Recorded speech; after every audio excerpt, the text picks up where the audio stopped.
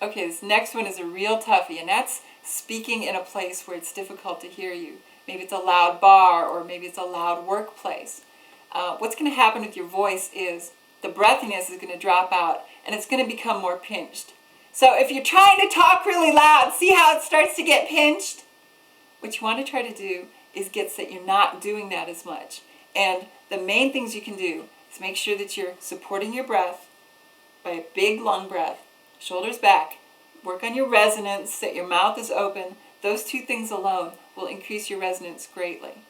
The other thing that you want to do is keep your throat relaxed, and that's easier said than done. Try not to yell across a room. Try to lean into people and tell them things. But you just have to keep practicing, because what happens is those muscles will get stronger if you do some exercises where you're using a louder voice. The first one I want you to try is setting up your tape recorder across the room, and then turning it on and going back and then sort of yelling across the room as if you're trying to get someone to come to you. And try it at different volumes and see if your voice character is changing, and if it sounds different in any way, if it's getting too pinched, or if it's difficult to hear on the tape. The next thing I want you to do is actually take your tape recorder outside, set it up, across the yard, or take it to a park and set it up and, walk 20, 50 feet away and just yell and see how your voice carries. It's very difficult at first, and it's something that you'll have to work on, but it is important, especially if you're ever going to be giving speeches or, going to clubs a lot. You're going to need to work on that kind of voice. So in addition to your strength of your voice, you also want to work on your stamina. You want to see if you can talk for long periods of time without dropping out of your new voice. So what I want you to do for this is get on the phone with somebody who you can just talk forever with, a relative or friend, and every now and then just record yourself, like set a timer, and every 3 or 5 minutes just record a little bit of yourself. And don't listen to it then, but just listen to it after you get done with the phone conversation, and see if there's any difference from beginning to end in the way your voice sounds. What you want to be able to do is obviously keep it sounding the same all the way through. The next thing I want you to try is have someone over, have drinks or dinner or coffee or whatever, and just have a long conversation. But what I want you to do is have them record you without your knowing, just, little 10-second bits every 3 to 5 minutes. And after they leave, take a listen, see if there's anything unusual about your voice, or if it's dropping out at certain points in the evening. So what that'll do is just help you get it so that it feels consistent all the time, because it's a little disconcerting for people if you come into work and you have this great voice, but by the end of the day it's kind of strange sounding. So it just takes some time, but it is important. Okay, this last one is a real toughie, because it's kind of a involuntary thing. You have to be able to wake up and find your voice right away. Maybe there's somebody in bed with you, or maybe the phone rings. You want to be able to find your voice immediately, even if you're a little groggy. And that just takes some practice. So what I want you to do is have your tape recorder by the bed. When your alarm clock goes off, right off the bat, I want you to grab that and just say, this is the voice I want to use. And then just say a few other things. If you remember a dream, or if there's some other little comment about what's going through your mind, just record that and see how it sounds. It's really important that the very first thing that comes out of your mouth sounds female. So really concentrate on being able to hit that note just from memory, and you'll go a long ways.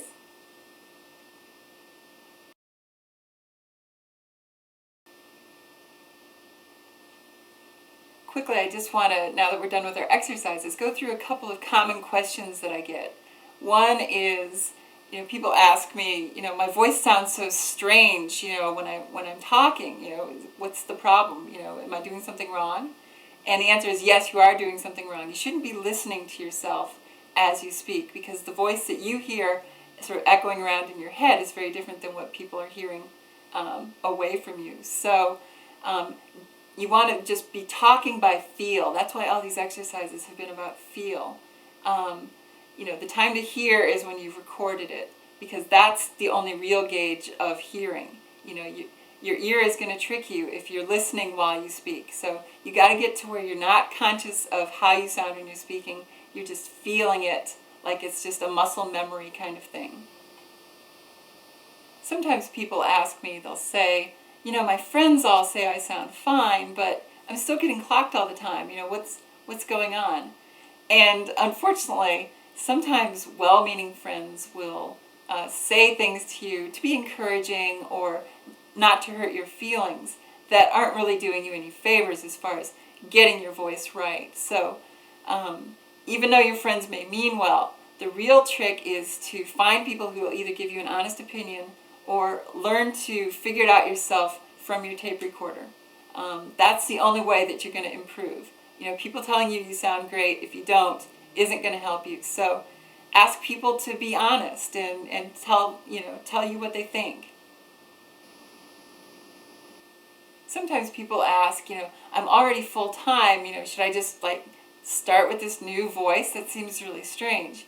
And the answer is yes. I know it sounds hard and you might be a little nervous about doing it, but you have to kind of think of it like a foreign language. The only way that you're going to learn is, if you want to learn French, the best way to do it is just to go to France and just start trying to speak it. And you're going to mess things up every now and then, and that's fine. To be honest, attempt at a passing voice is better than a non-passing voice you're using now. The last question I get a lot is people will say, I've listened to your tape, I've done other things that I've read and heard, and I just seem to have some kind of mental block, what am I doing wrong? And if after doing these exercises you still feel like you're not getting it, what I would recommend is going and getting some professional speech therapy from somebody who's licensed. If you'd like, I'm also offering phone consultations. You can give me a call. There's pricing and stuff like that in the booklet I sent you. And either way, I think that there's a point where you really do need some one-on-one help if you're not getting it at this point. And that doesn't mean that you won't get it. It just means that it's going to take a little bit more effort. But I know you can do it, so let's go. Wow, here we are, the end of the tape. And I'm so glad that you listened all the way through. And I really hope that you'll go back and do these lessons over and over, because it's only through repetition and practice that this is going to come together.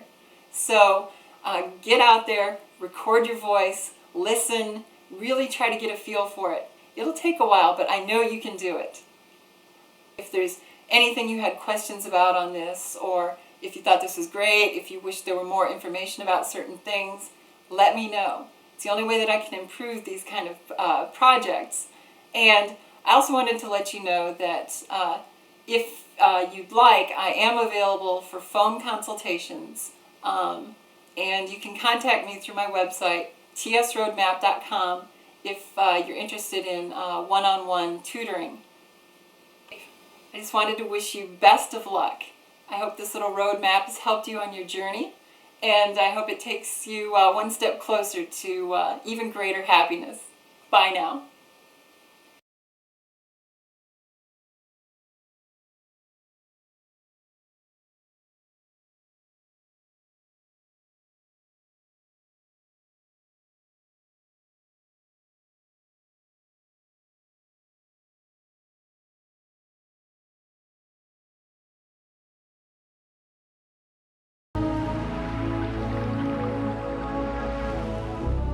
I just want to say a quick thing about the appendices that are added to this with the keyboard. I've included these because what can be really helpful is to actually have your pitch recorded onto your microcassette recorder at the very beginning, 5-10 seconds of your actual pitch, so that you have that always as a reference, so that you can just play it and then start recording immediately with your note in mind.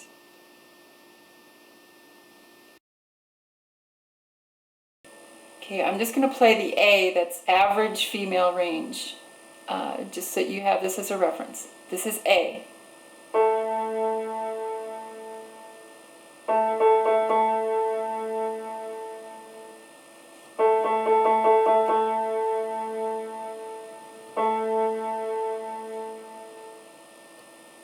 Okay, the next one is middle C, and we're going to try to use that for our exercises.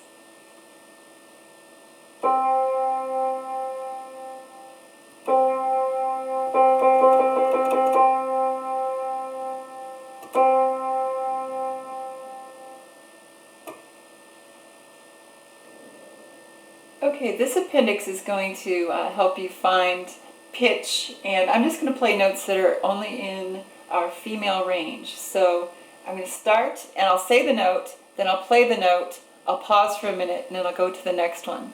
And what you can do is actually record these onto your micro cassette recorder as a reference guide. Ready? This is F.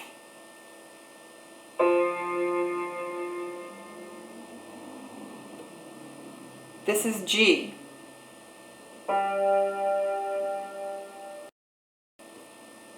This is A.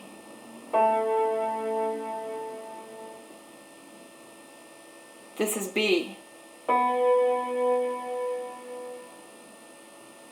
This is middle C. This is D. This is E. This is F. This is G. This is A. This is B. And this is C.